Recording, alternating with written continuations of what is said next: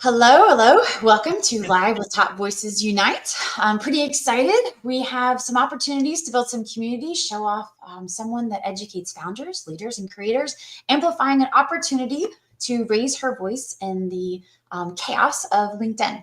So, Market Me More's mission is to elevate experts like Shelly. We want to show how she does smart marketing. We're using live stream as the visibility, and we have a relationship driven strategy to be able to show her off. So I want to introduce Shelly here. She's become a friend. We went through the LinkedIn Top Voices. Shelly, tell us a little bit about yourself. Yeah, so thank you, Nikki. I'm just super excited to be here with you today. I have a company that's really focused on influence and helping folks influence in terms of communication and just helping you really hone that influence. So my career started in politics, and from there, I really moved on to policy, both working for a big health system and then onward to GSK, where in those places I was really advocating on behalf of my employer, but I learned that all those tips and tricks are really useful for helping you to advocate yourself. So right now I work with a lot of senior level leaders in helping them to hone their authentic influence. And then also part of that has to do with when there are big shifts in the organization, helping folks message those shifts and really help keep their teams intact to the extent that they can. You are a rock star. I have a really special commercial that we're going to roll to show off more of what you do.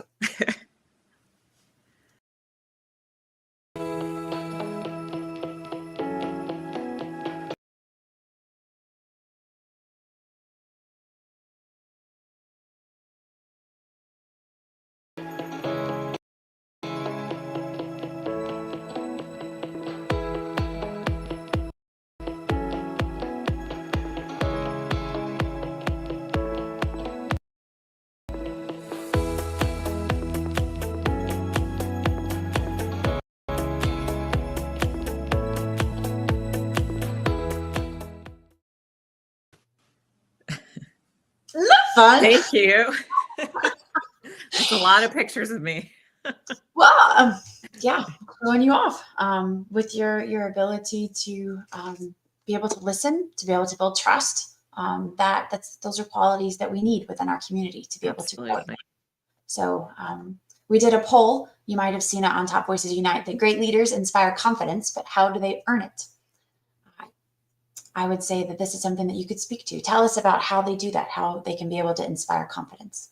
Yeah, so there's so many ways, right, to inspire confidence. And I tell folks, when you're thinking about being confident yourself, we often think about like this idea that I have to be confident 100% of the time. So in all the places and all the ways, I have to show up like 100%. And in honestly speaking, you really have high stakes moments where you have to really bring your A game. And usually they're not big chunks of time, right? You might have a presentation where you have to go in and you've got to really bring that A game for the next hour, or where you have to go to a meeting and it's really important that you're really in it in that moment. So I tell people to really think about just those moments in time where you need to bridge that confidence, and eventually more confident you are in those places. And it all starts with just feeling some sense of ownership and control in the area that you have. And we really do that by feeling confident in the material, that we know the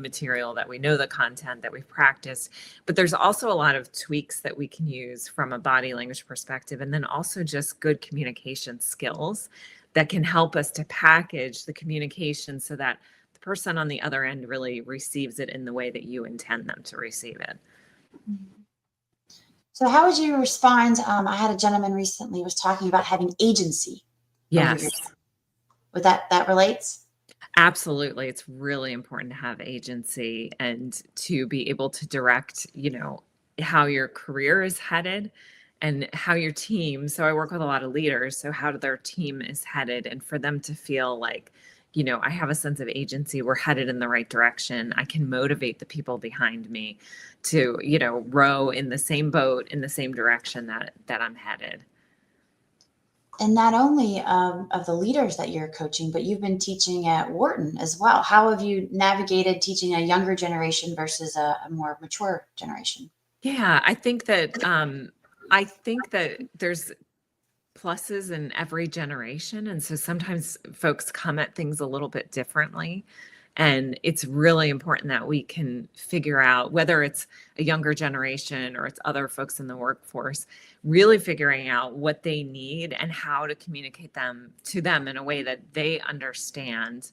And then also teaching them around, what is typical in a workplace, what kind of expectations are there, and you talked about agency. So what does that look like when I'm a newer employee versus when I'm seasoned and I've been sitting in that corporate space for a long time? What's the difference, and how do I bring the right level of that?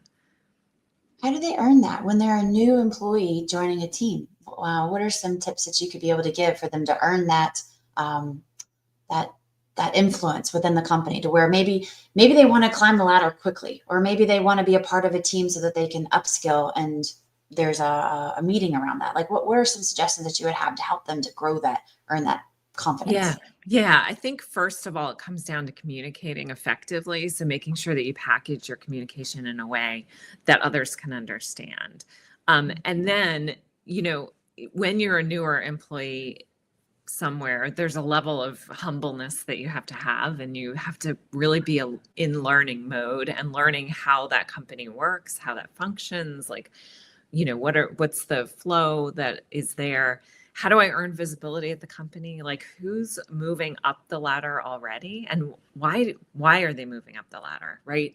Does it seem like they're in this hot new space and everyone from that department seems to be moving, or is it something different where it's actually the work that they're doing and it's the level of expertise? So it comes down to a little bit of being a bit of a sleuth and finding out, like, what's going to help move you along.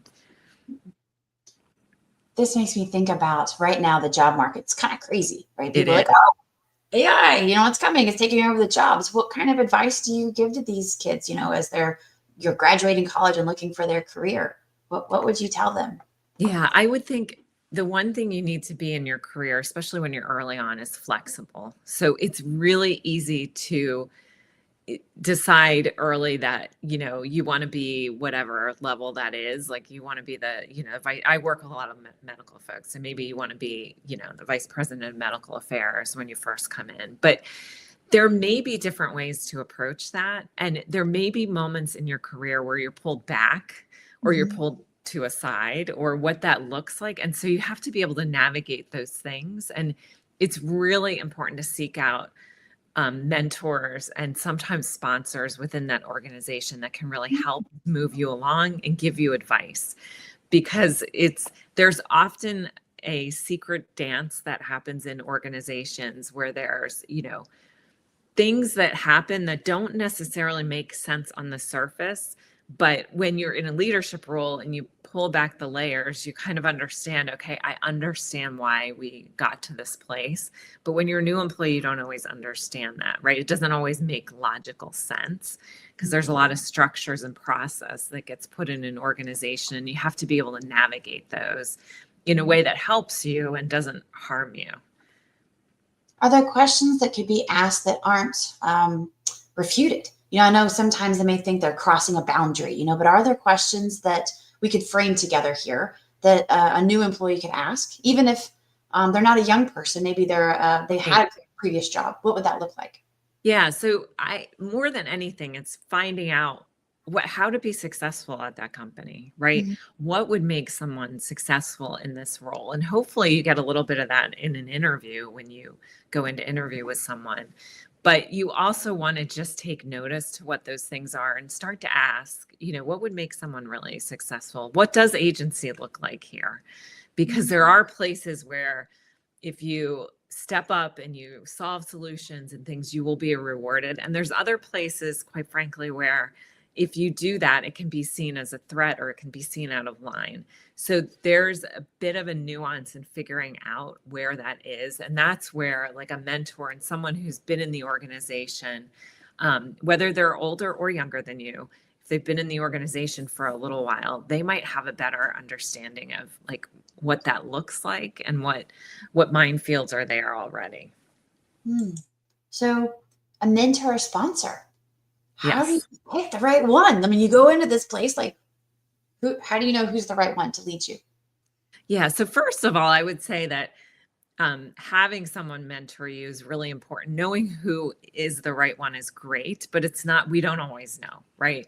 So I would say the first thing is make sure that you click with them, that you think that they're actually going to have your best interest at heart. So, and then taking notice to like who seems like in meetings that they're confident and they're being well received by people around them. And is that somebody that maybe I could approach? And I always tell folks it's great to have a mentor like in your department, but it's not necessary that they're in your department either.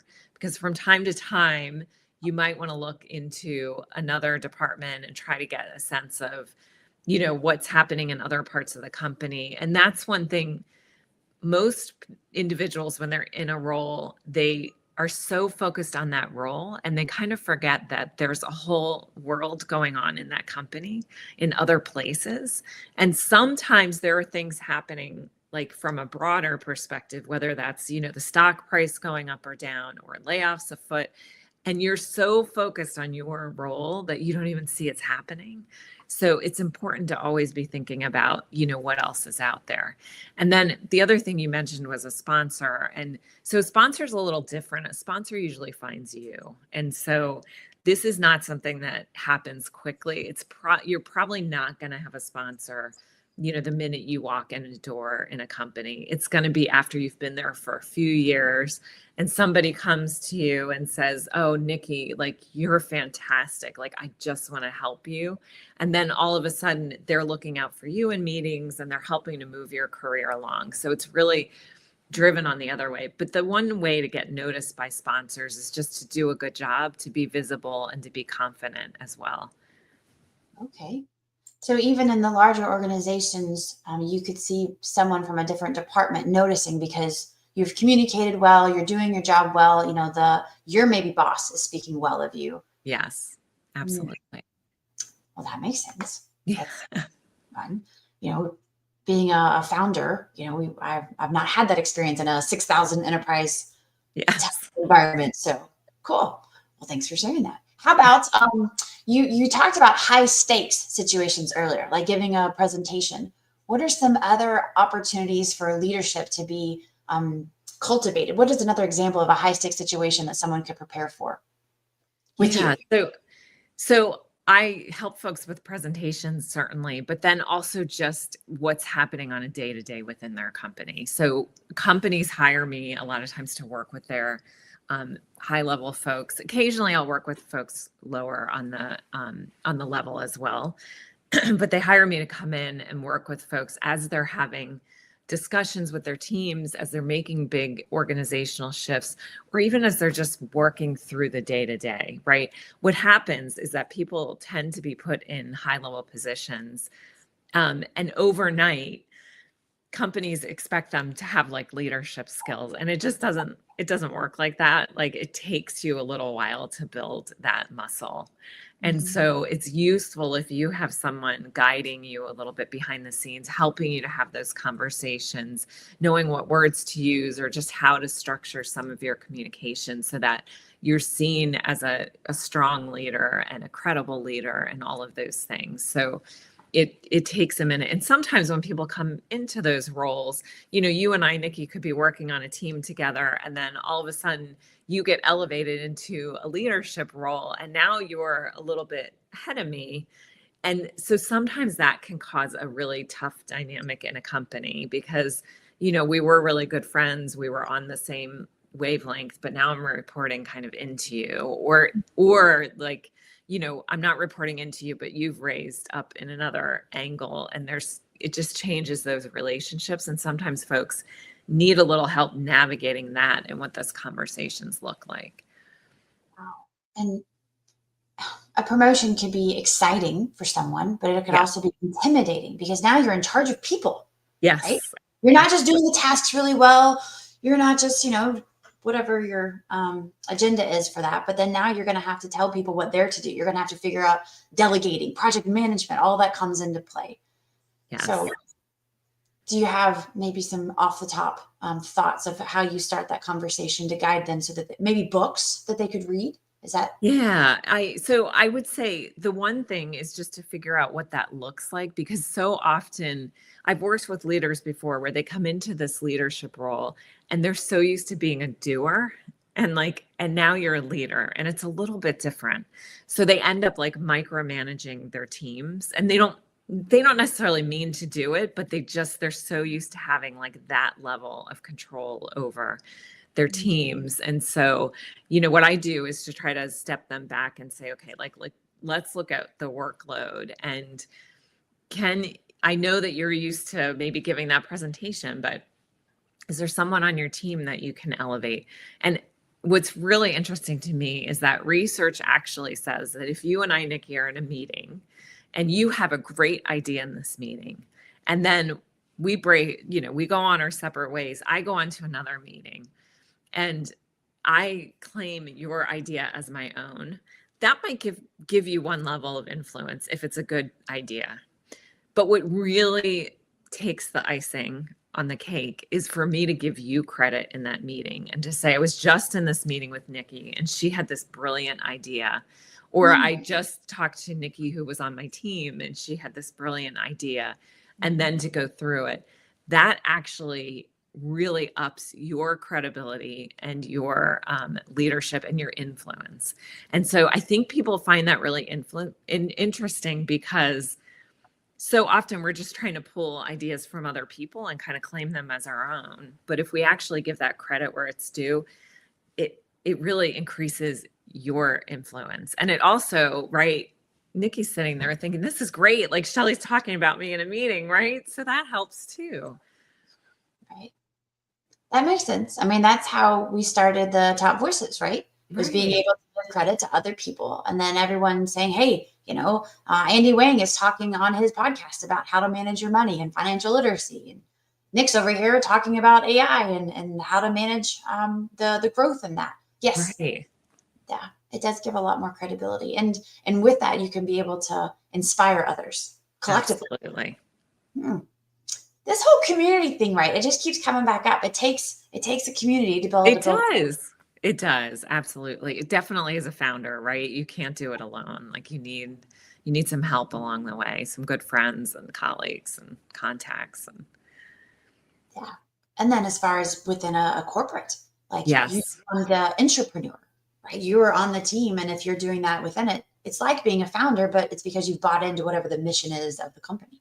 Yeah, absolutely. It's so important really to think about like who is in your circle when you're in a company. So, who are the folks that can influence your career, that can really pull you along in your career? Who's impressive, right? There are some leaders that are just so incredible that people leave companies and follow them even for less money because they're just such great leaders, right? And I would like to say that they're, all over the place. They're not, but you all know them. You probably have people in your career that you've touched that are like that, and it makes a huge difference. If you're here today in the audience, feel free, whether live or on replay, to tag someone that is an amazing leader.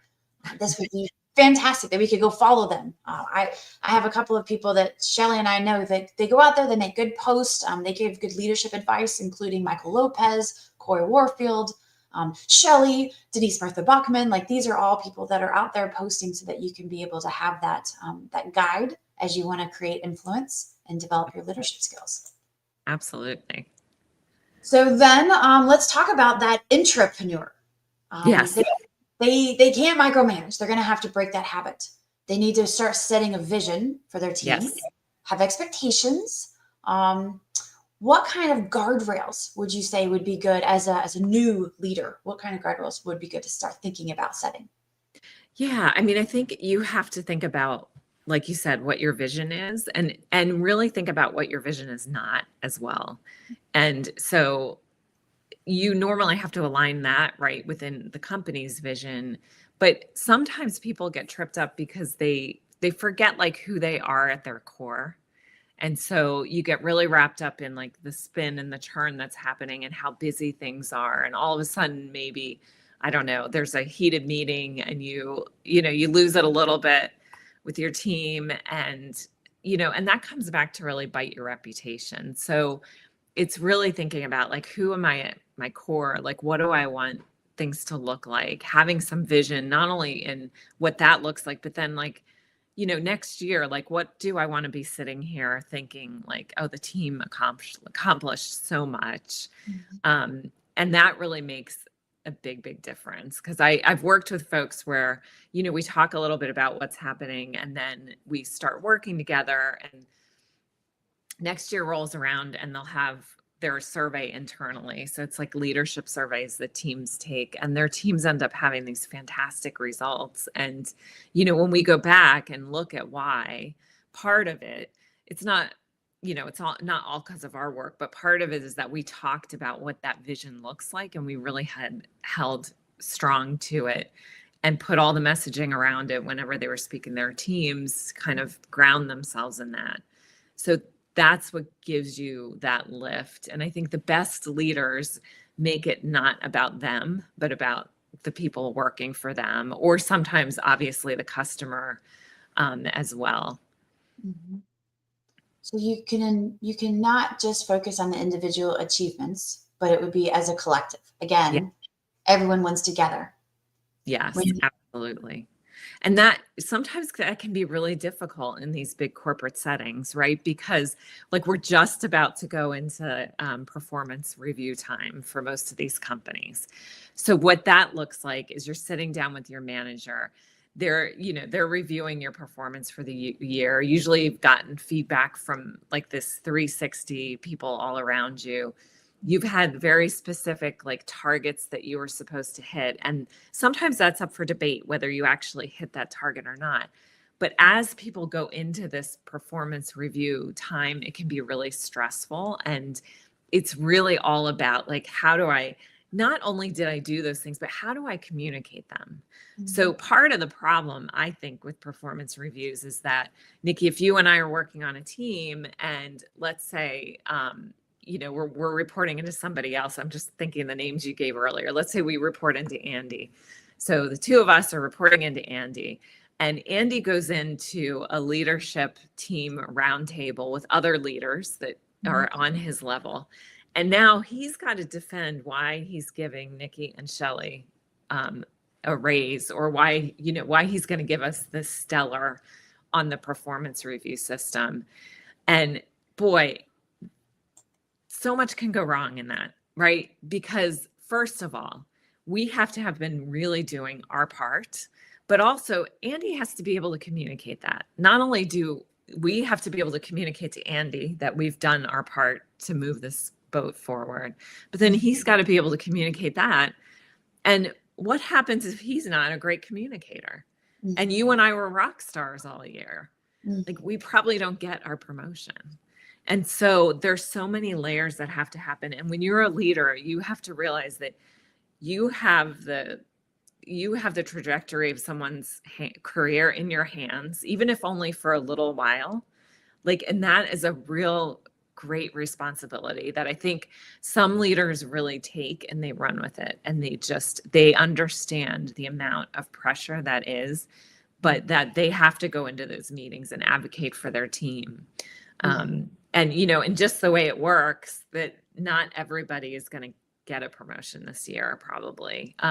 So it really comes down to like how we can communicate those things on all levels so that it ladders up. You've done a great job to be able to communicate this. And you use the word rock star, which is a fun, when you really want to boost someone up. We use that term a lot, right? We say, oh, yes. I've got this person and they've been so amazing. They're a rock star because they do X, Y, Z. And here in our comments, Merrill, thanks for joining. He's calling us rock stars. He's saying, hey, it's wonderful. We'll see you guys. It's been quite a while since we got together, because we did some events for Bobby Umar way back when for the awesome. Yes. Yeah. So well, and have you seen those ads? I think it's Workday that does the ads with like Billy Idol and those guys. I think they're brilliant. Wow. We have another cheerleader here that he's a rock star himself. Gino, he came, he's live. He goes to a lot of Denise's shows as well. So we have Excellent. some rock stars in our audience. I love it. Yeah, it's fun. Luce is here. Hi. We have Annie here. Hi. Yes, so Meryl. So here we have a rock star within our group. Meryl is sharing this link with others. Nice. Oh, excellent. Thank you. Great. And Jay's here. So he's saying leaders need to listen to feedback and improve on the feedback. So let's talk about that. How do you improve on feedback? What would you say to that? Yeah, so it's interesting. So he has listened to feedback and then improve on the feedback they're getting. And I guess he's saying the leaders. That can be really difficult. So so it's interesting. In my role, when I go in and I work with leaders, I often have other people that are feeding information into me. So it might be someone who's seeing this leader on a regular basis and they're giving me feedback. And then I'm, working with that feedback to kind of shift how we're working together so we can get to the places we need to. But sometimes I have to give these leaders really difficult feedback. And it's not actually my feedback. It's coming from other places. So more than anything, I think it's just first making sure that the feedback is really something that is legitimate, first of all, because I hate to be the first to say this, and I'm probably not the first to say this, but sometimes these big corporate cultures can have people that give feedback for other reasons, right? They may tell you didn't do a great job, Nikki, on that presentation. And it's not that you didn't do a good job on the presentation. It's because they don't really want that project to move forward, right? And so you have to be careful about that. So that's the first thing I would say is really think about, where that feedback's coming from. And then when you actually deliver that feedback to that leader, you just want to be caring with it and also think about how would I want to receive that feedback or how would I receive that feedback? But I also think that it is important to be direct and concise with that feedback so that someone can actually understand what you're saying.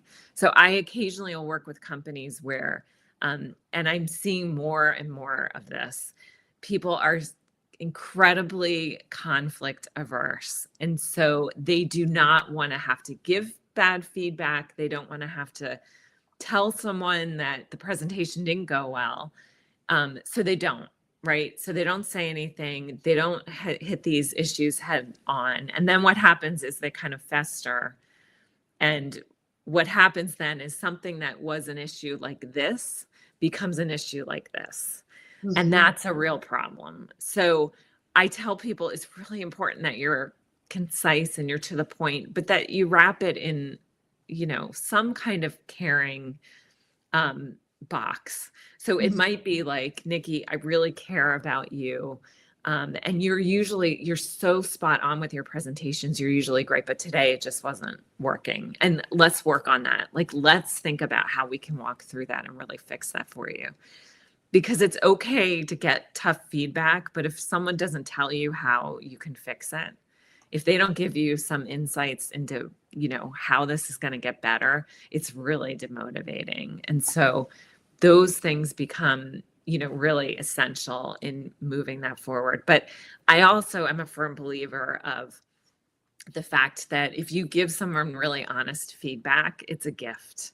Right. And there's so many places where people just won't tell us. And then we don't know. And when you look at the statistics, and I should have pulled the actual statistic today, but I didn't.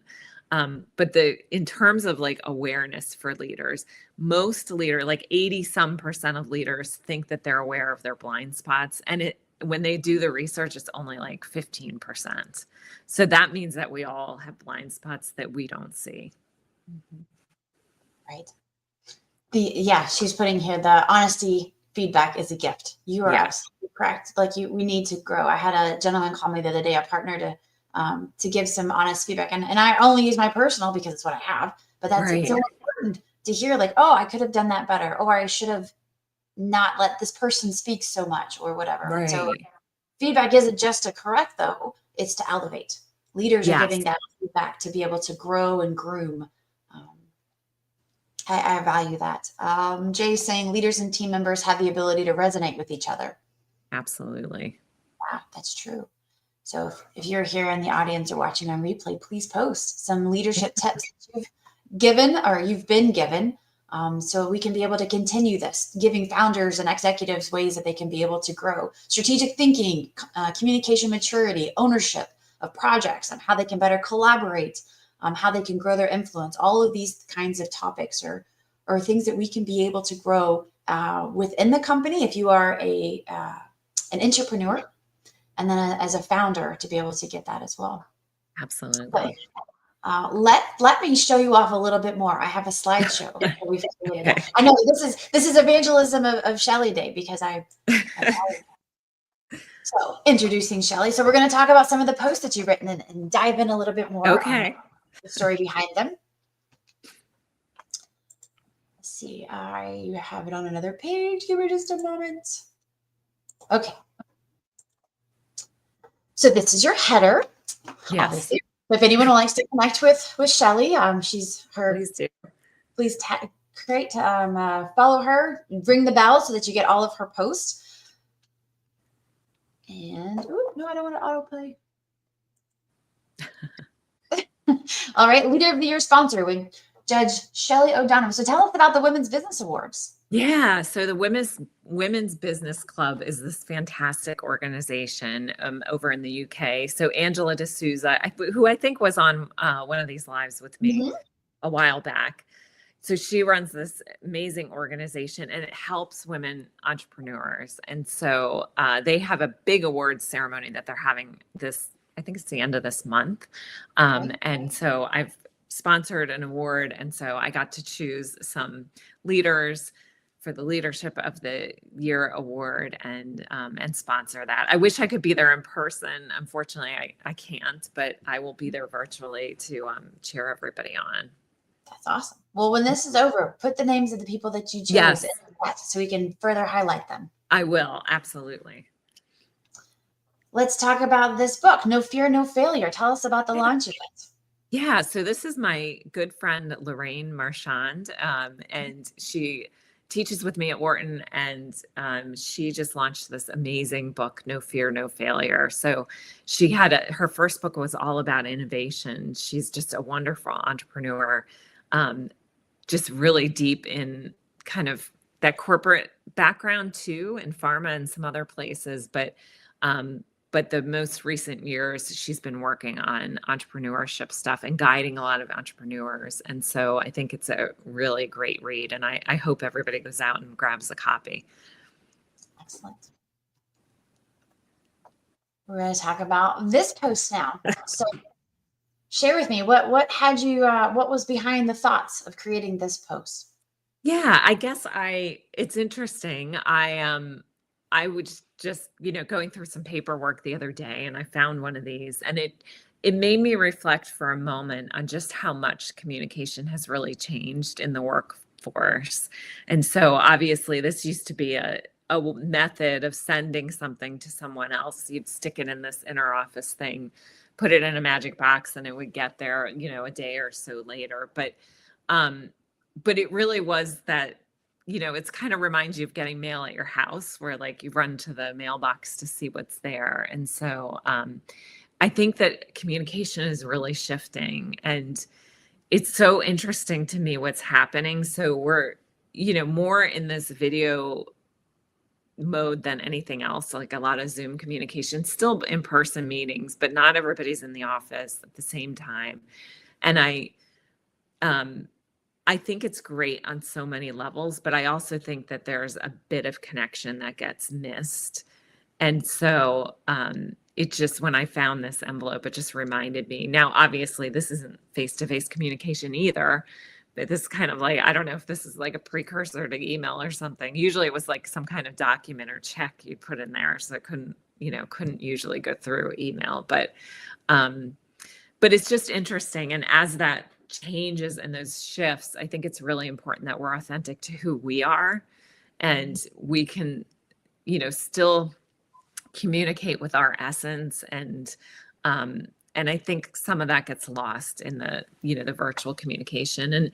And certainly whether it's email or messaging, you'll see that, if I sent you a text today, Nikki, it probably would be a much curter piece of communication than I would send you, if I was emailing. And so there's something to think about that in just tone, because what tends to happen is, let's say you and I have a heated meeting, and then later that day, I sent you a quick text, and it's just short because I'm rushing to get out the door to go somewhere else. Like, you might misinterpret that, right? So a lot of that elixir gets lost when we're not having those longer communication aspects. I learned a long time ago that you can't have those serious conversations through a text message or an email. Like the keyboard warriors, right? Isn't that, some people put all of that anger or frustration out into the world? Like, that's a phone call, or that's an in-person meeting. Absolutely. Yeah. But on the flip side, the joy of being with someone, the happy dance to do it with someone, there's that energy. I mean, you can feel a little bit through the virtual, but yeah.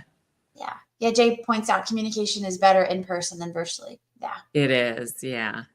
We've been funneling a lot of our live streams, pointing people to an in-person event so that you could be able to have that conversation. The communication is important, and body language is easier to see. Like right now, you can't.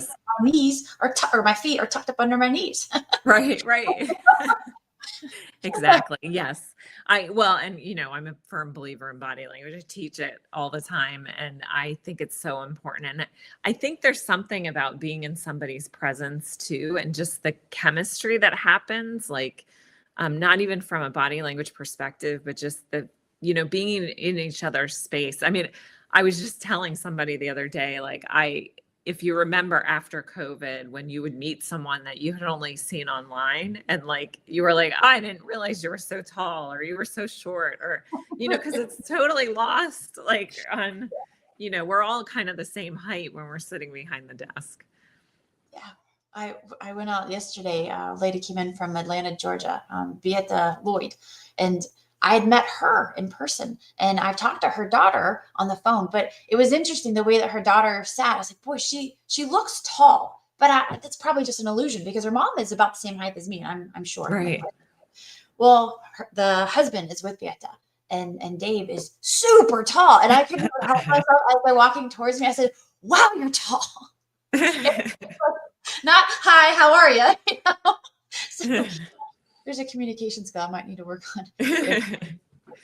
Yeah, unfortunately, he's probably heard it before. He's like, oh, this again, right? Yeah, but I think that is something else that we do miss. We miss that interaction of being together. Yes.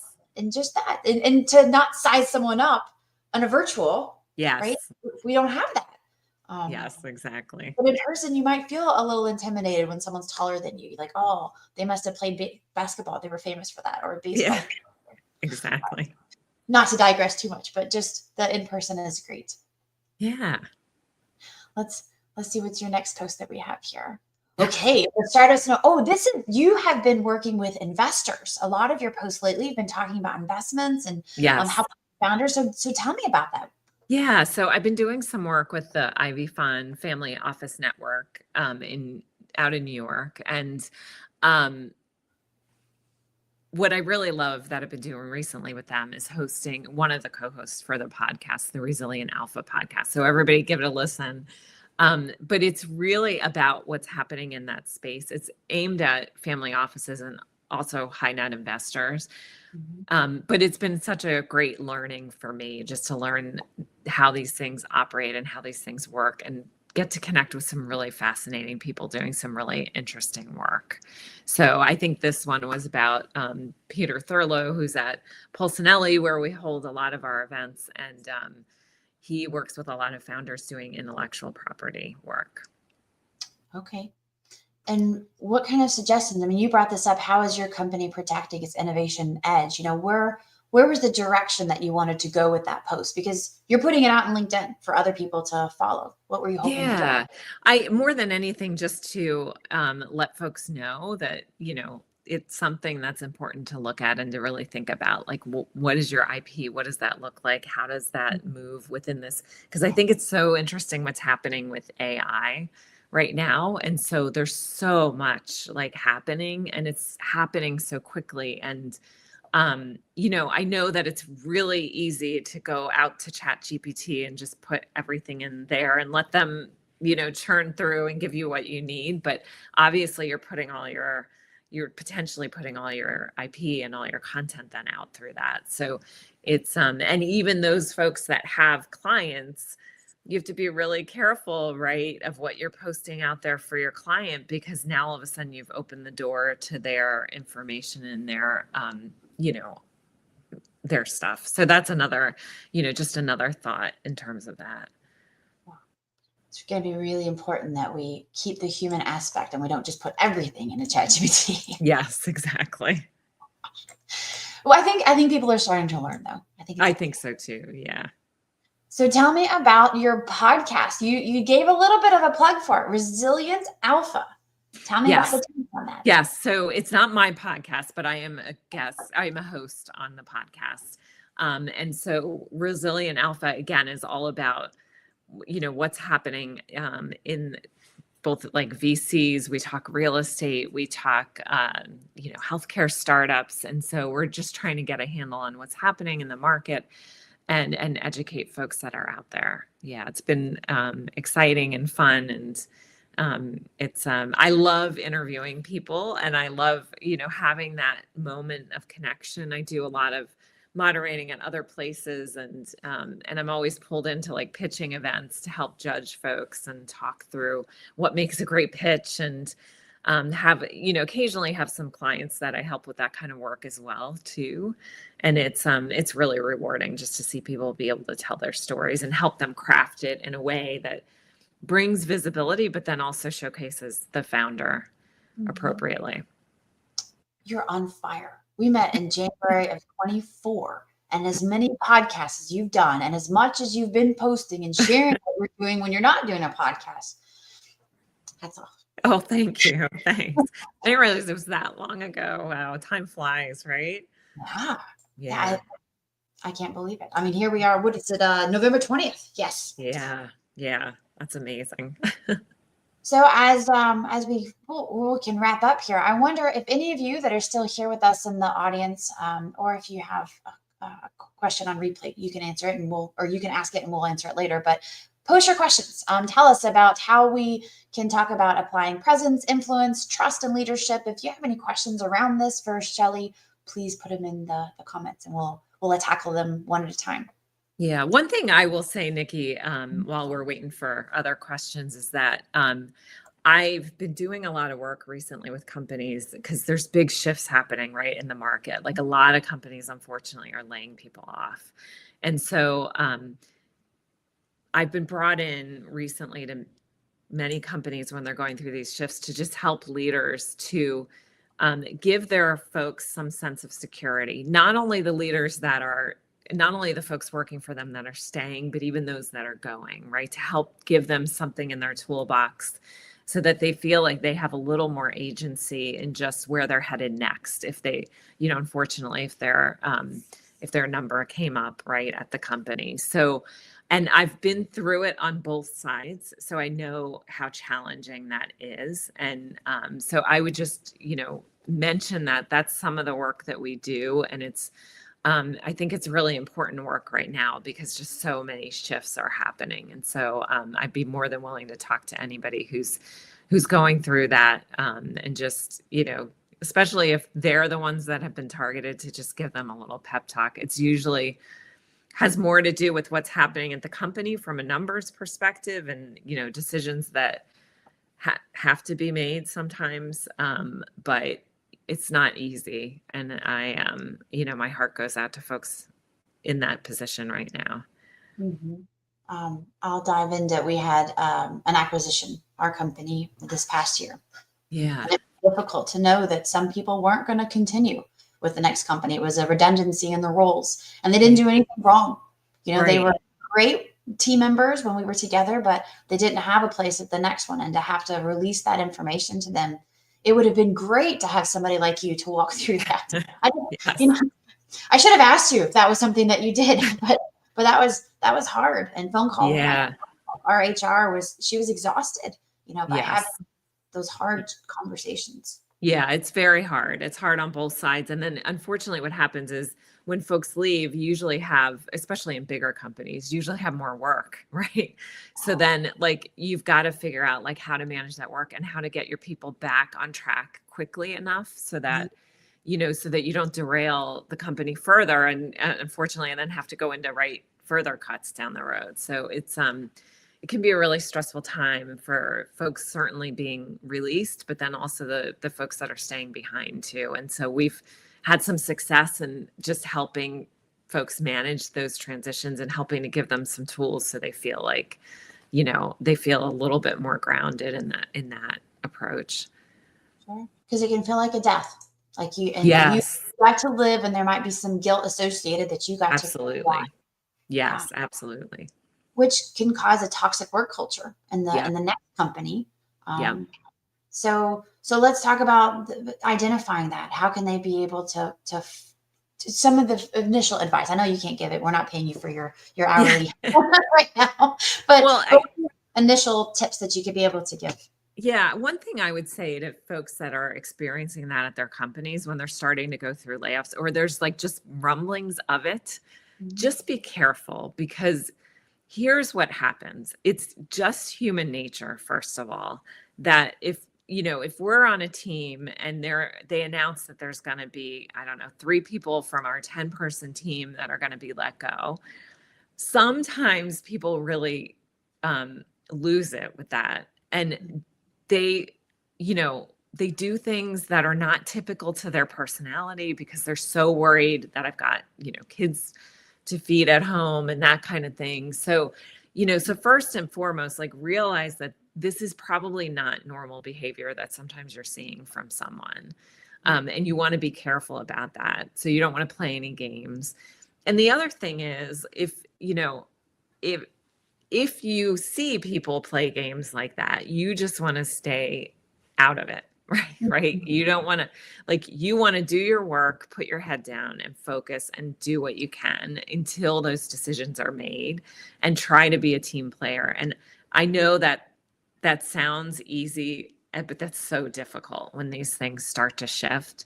The other thing I would tell you that is if you see that there are these big shifts happening and you kind of feel like, maybe it is time for me to move on.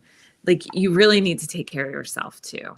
So if that means that you start looking at jobs and you start interviewing, then that's what you do, right? So, just be willing to make those decisions. And the last thing I'll say is if things get really rocky, it's good to talk to someone. Like sometimes, challenges happen in life and you need to reach out to somebody who's kind of better equipped to talk about that, even like a counselor or someone who can just help you with however that feels to go through that, but that can keep you kind of grounded. Because otherwise that gets into your mindset when you're job hunting and it'll come out in those job hunts and it'll make it really hard for you to land a job. You're carrying that with you. Yeah. So then let's say it's going well.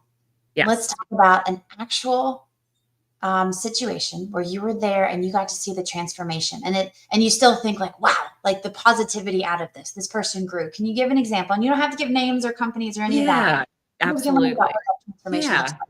So there's been a few, but let's see. I had one client who was in kind of the banking and investment space and lovely man. And we worked a lot on body language and tips and like how to walk into a meeting.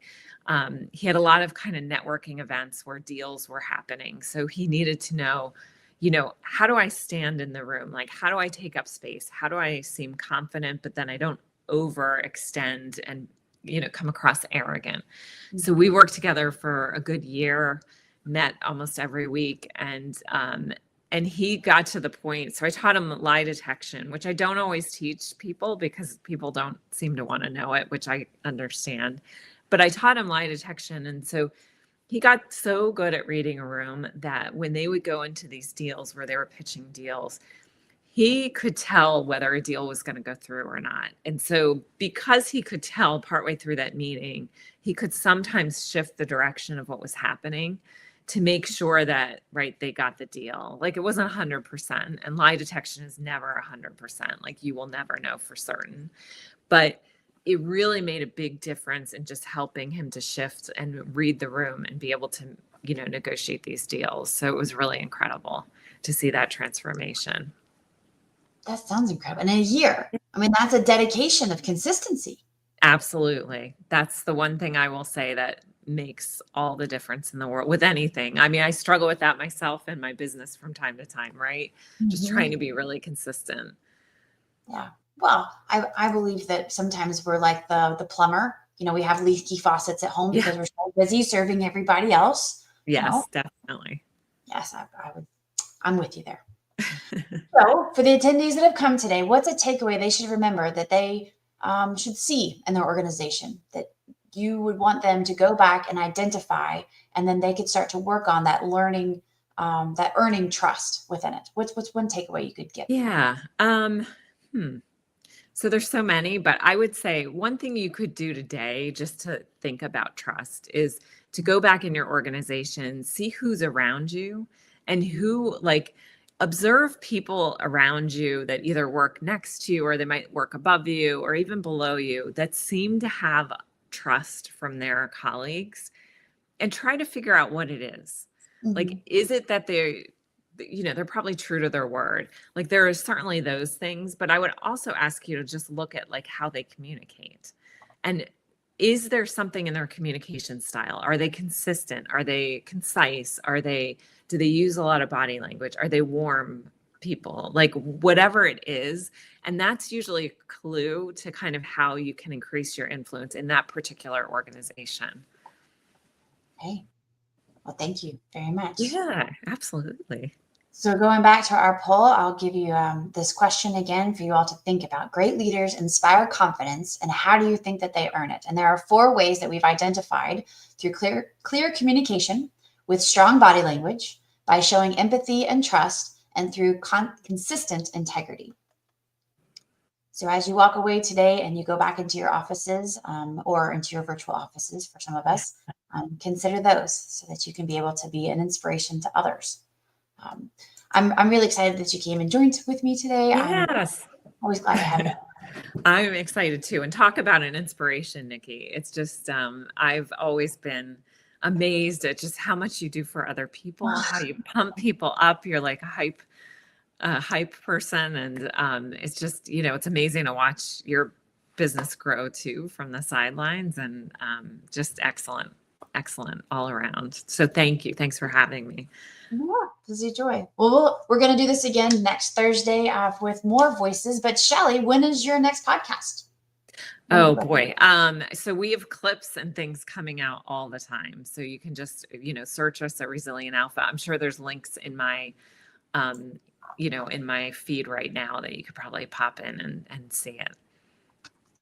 All right. Well, if you'd like to contact Shelly, she is great. She will be very pleased to help your leadership skills. If you have a team and you want to raise their awareness of how they can grow their confidence, how they can build their reputation within the company, to develop their leadership potential, here she is. Thank you. Thank you, Nikki. Then for those of you that are interested in doing a live stream, you can reach out. We have a team of producers that can help you. We do 4 to 6 live streams a week. We are using it to amplify your voice. I believe that taking the event is the first part. That's the differentiation that you can have by putting out social media to advertise the event, to be in the event so people can see your face, hear your voice. And then after the event, writing newsletters to give tips and takeaways, making an ebook to give real quick bites so that people can know what it is that you're all about. And then I want you to get in person. I would encourage you to go to these in-person events when they come up. We advertise them on our Top Voices Unite page and on our Market Me More page. But if that's something that you are involved with and you have events, let us know too, and we'll share them so that we can be able to help grow our community and be able to create consistency. Well, thanks so much again for coming today. I look forward to having some side conversations in WhatsApp as we do. We'll catch up after. Thanks so much for those of you that attended. All of those, let's see who we had. Jay, Jay was very active. Appreciate you being here. We had Meryl, Annie, Luce, And Gino, thank you all. If you were able to stay for the whole, if you didn't comment, but you are here stalking and watching, we appreciate that too. If you're here on the replay, we appreciate that as well. Have a great day. We hope that you have learned more about how to earn trust through presence and influence. See you next week. Bye.